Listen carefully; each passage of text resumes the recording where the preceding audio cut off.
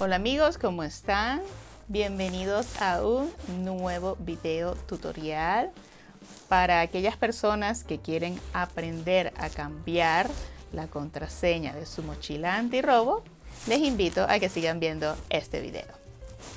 Bueno, específicamente este video es para este tipo de candado, porque hay otros que son diferentes y bueno, el sistema de cambio de contraseña es distinto.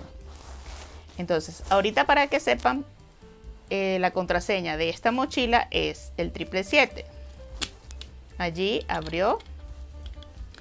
Y si colocamos otra vez esto, modificamos el número, no me va a abrir la mochila porque es el 777. Bueno, entonces vamos a modificar el número de la contraseña.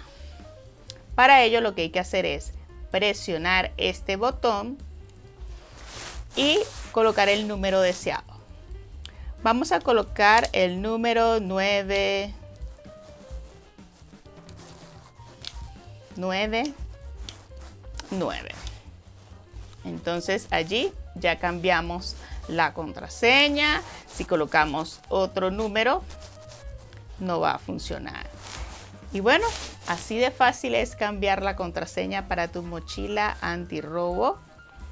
Y voy a hacer otro video próximamente para que sepan, aquellas personas que tengan este tipo de candado, si se les olvidó la contraseña, cómo pueden recuperar ese candadito de seguridad y colocar una contraseña nueva. Así que si te gustó el video, compártelo, dale a me gusta y suscríbete al canal.